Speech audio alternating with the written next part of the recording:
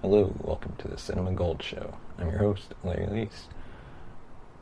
We at Cinema Gold bring you the latest box office news from around the industry, as well as current TV and movie reviews.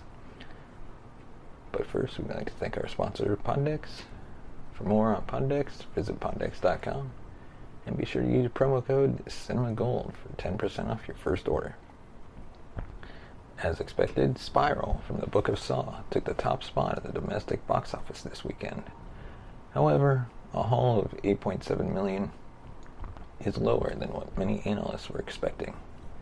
When 10 Figures was viewed as a realistic figure for a recognizable horror property getting an injection of star power from Chris Rock and Samuel L. Jackson, although it did become the 6th of the 9 Saw movies so far to open at number 1. Reviews haven't been hugely enthusiastic, which might have played a part, while franchise fatigue may have also been a factor. Then again, Spiral opened roughly on par with what Jason Statham and Guy Ritchie's Wrath of Man brought in last weekend, and both are mid-budget genre films with big names attached, so it's hardly a disaster by the standards of the pandemic era. Speaking of Wrath of Man, it took the runner-up spot with $3.7 million, after falling over 55%, which is standard for a Statham film. While Angelina Jolie's thriller, Those Who Wish Me Dead, nabbed third place with $2.8 million, bringing Warner Brothers' hot streak of hybrid releases to an end, after every other simultaneous HBO Max premiere had opened in either second or first. International phenomenon Demon Slayer took fourth with $1.7 million as the most commercially successful Japanese movie ever, continues to bring in the crowds just ahead of Disney's Raya and the Last Dragon, which is still clutching on to fifth after earning just $600,000 less than Demon Slayer. In sixth, we find Godzilla vs. Kong, which just passed a major milestone. The MonsterVerse blockbuster passed $427 million globally, which makes it the highest-grossing Hollywood film to hit cinemas since Bad Boys for Life arrived in January 2020. Mortal Kombat continues its downward trajectory by taking 7th place with just over $1.3 million, followed by the coming-of-age romance Finding You. Zack Snyder's Army of the Dead nabbed 9th position with an estimated $780,000. All in all, it's not been the greatest of weekends, but it's a win for Spiral and a huge moment for Godzilla vs. Kong to surpass Bad Boys for Life, although the theatrical industry isn't out of the woods just yet. And now, onto our review of The Mighty Ducks, Episode 8. This week on The Mighty Ducks, Episode 8, or I should say last week, the streak of tropes has been broken, and the show feels like it has excitingly entered uncharted territory. Alex has been letting the excitement she has been having over the Don't Bother's recent successes get to her head. She's been amping up the intensity as a coach, and none of the players are feeling okay with it. Meanwhile, Nick is feeling jealous of Logan, who has been getting extra lessons from Bombay.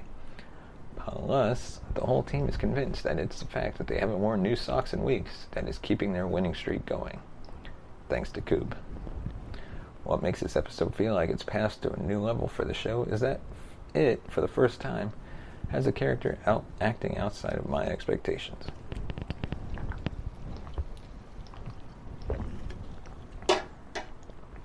While the fact that Alex has become overinvested, and the kids now have to reel her in, is perhaps not novel. I'm sure it's happened dozens of times in sitcoms over the world, or over the years. It's a trait that goes against what she has been all about from the beginning. And logically, what better conflict for the end of the season could there be than for the main driving force of the team just having fun to get inverted? It's not revolutionary, but it's outside of the usual set of tropes the show has followed.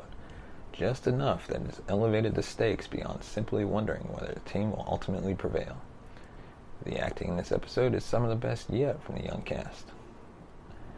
I have lauded Maxwell Simkins in the past for how excellent his comedic timing is, but O'Reilly really brought excellent dramatic acting to this episode. Logan has had some moments here and there over the season, but this episode was really his to show growth. The direction his conflict with Nick goes is no more novel than anything else the show typically does. But the delivery from both actors is so good, and the resolution so sweet. I couldn't help feeling completely elated by the end.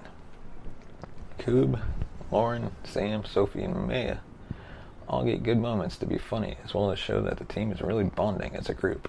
I hope the rest of the season continues to illustrate that bond. Coob, in particular, is just hilarious, and I continue to appreciate that neither the actor's comedy nor his skill as a goalie are portrayed as related to his weight and size. Also, if you haven't seen the actor's performance in America's Got Talent audition from 2019, you must go watch it on YouTube, and then of course come back and listen to the rest of this podcast. I really appreciate the Mighty Ducks Episode 8 for letting some of its cast flex their acting skills while taking the final conflict of the season in a slightly different enough direction than my expectations for the first time this season.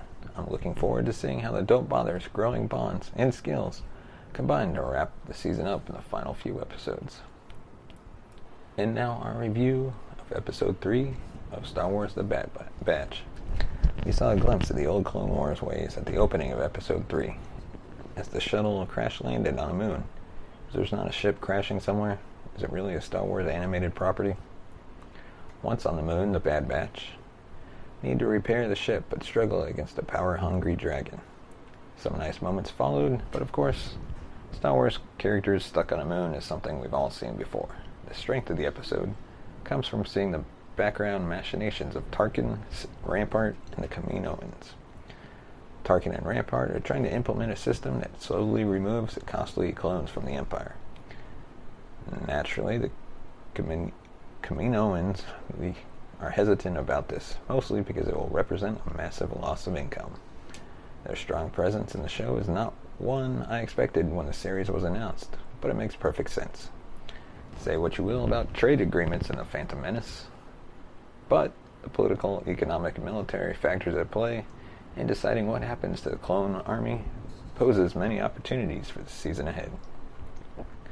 Frankly, we've seen a show that's dedicated to an armor-wearing outlaw already, and so the way Filoni and the team are setting up two concurrent storylines is exciting. Oh yeah, is The Bad Batch supposed to be a kid's show? Filoni's animated shows have always